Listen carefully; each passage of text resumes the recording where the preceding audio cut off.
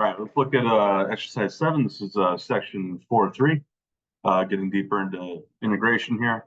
So we're told we have the velocity of an object moving along the x-axis. So we have an object moving in a straight line back and forth. We have the function v of t, which is shown in this graph in the corner that describes the velocity of this object at any given time. All right, assume the object is moving to the right. So to the right is positive motion, to the left is negative motion. All right, this velocity function is valid for the first 4 seconds of this movement. All right, so part A, I want to write an expression involving definite integrals whose value is the total change in position. So what is the relationship between velocity and position? So one thing we talked about earlier on in the, let's say the S of t is position. One thing we talked about earlier in this class was that if we take the derivative of position, what we end up with is velocity. So if velocity is the derivative of position, then if we look at that in the inverse direction, then position is the antiderivative of velocity. And so we're learning about the fundamental theorem of calculus says that if I want to evaluate that antiderivative exactly, I can use an integral. So fundamental theorem of calculus tells us how derivatives and integrals are related, and essentially they are, one is the inverse of the other. So if I want to find the change in position, the total change in position from 0 to 4, then I need to integrate that velocity function with respect to time. And I need to integrate that. Handwriting can be a little better. So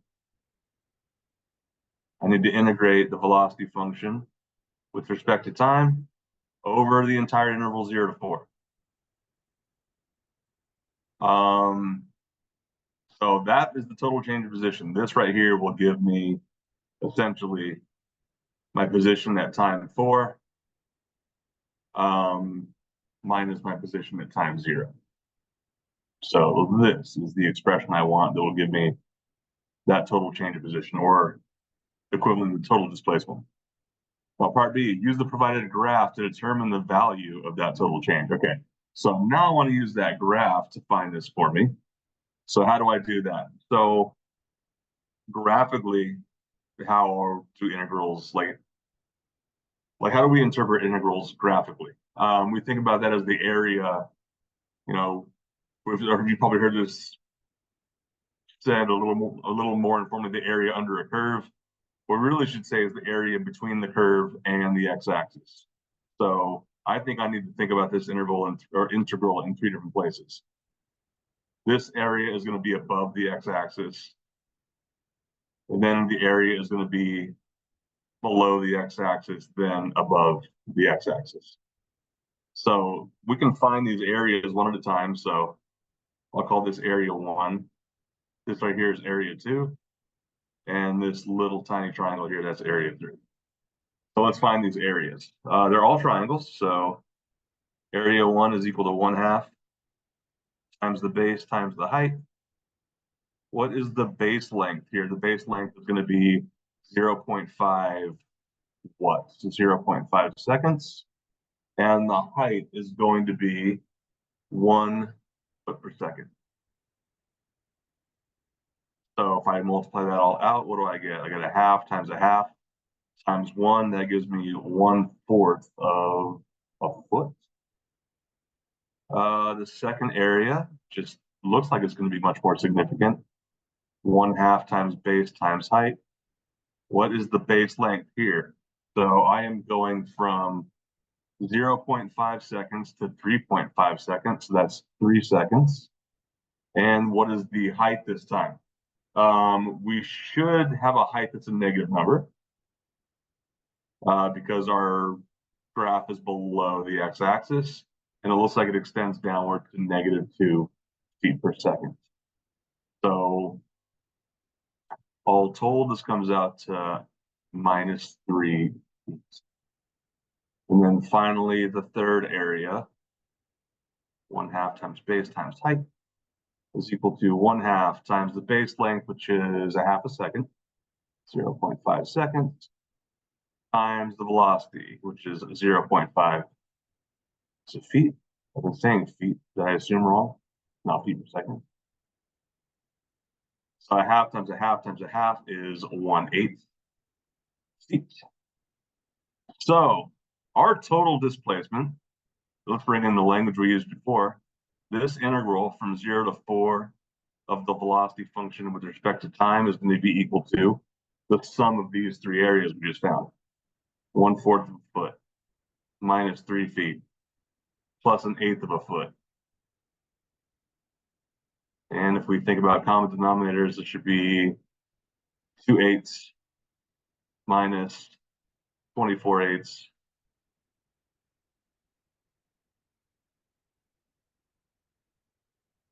plus 1/8 feet.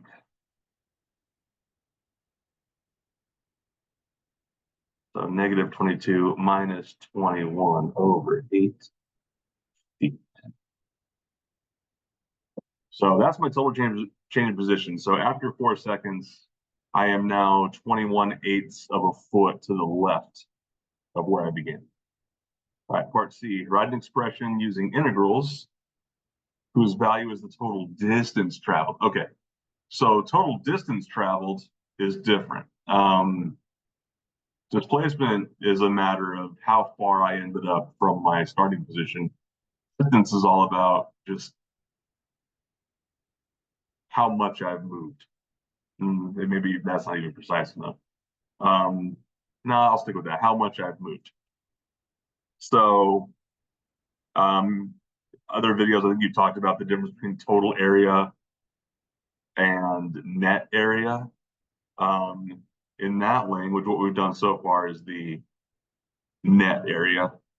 Now we want to look at the total area. We're basically, when you're talking about net area, you can have negative areas. When you're talking about total area, all of our different areas are going to be treated as positive.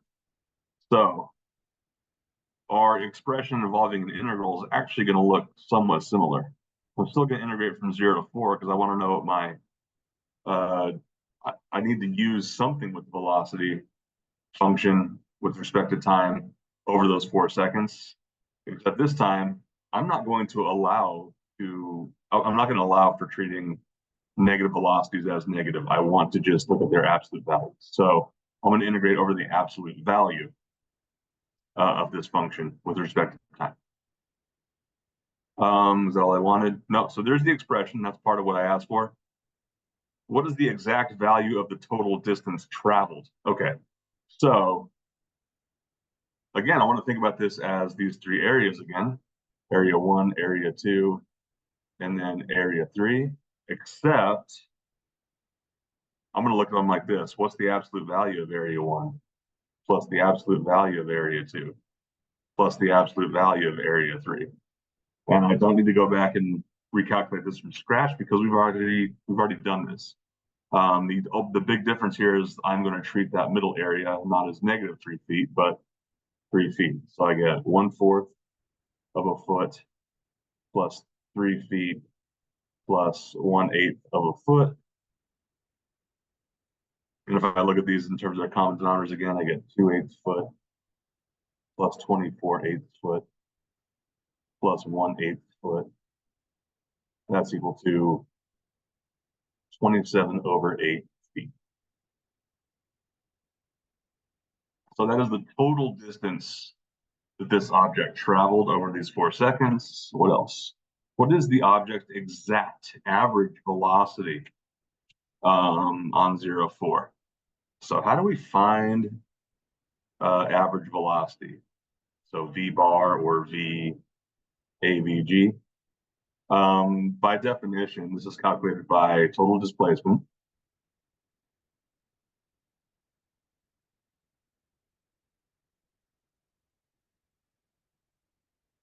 over total time. So I've actually found all the things I need. What is the total displacement here? Total displacement is the change. So displacement is defined as a change in position, which we said that was negative 21 over 8 feet. So negative 21 over 8 feet over how much time? This happened over 4 seconds. So this comes out to be negative 21 over 32 feet per second. So that's our exact average velocity. And then what are we being asked for in part E? Find an algebraic formula for the object's position function on 0 to 1.5. This satisfies S naught equals, or S of 0 equals 0. So I only care about, this is a piecewise linear function. I only care about what's happening to the left of this vertical dashed line. So there are a couple ways to think about this. If we want to find an algebraic formula here, so basically I'm looking for S of t equals something. I don't really know much about S of t other than S of 0 equals 0. But what I do know a lot better is what V of t is. I know that V of t is linear, so I can treat this as, well, it's a straight line. And I can use 2 points on this straight line to find an equation of that straight line. So let's do that first. This right here, this point is 0, 1. And this point here is 1.5, negative 2. So I'm going to use, let's find the slope first. So the slope is equal to y2 minus y1, so minus 2 minus 1, over 1.5 minus 0. So I get negative 3 over 1.5, which is equal to negative 2. And I think if we kind of count down to the right on the graph, we see that as well. So let's actually set this up in point slope form. Actually, we don't need to do that because we have the y-intercept. The y-intercept is 1, which means the equation of this line should be y equals negative 2x plus 1. If we re-express that as a velocity function with the variables we're actually using, we get v of t equals negative 2t plus 1. So this right here is a good algebraic description, algebraic definition of our velocity with respect to time, as long as 0 is between, or sorry, t is between 0 and 1.5, which is really all we're being asked for.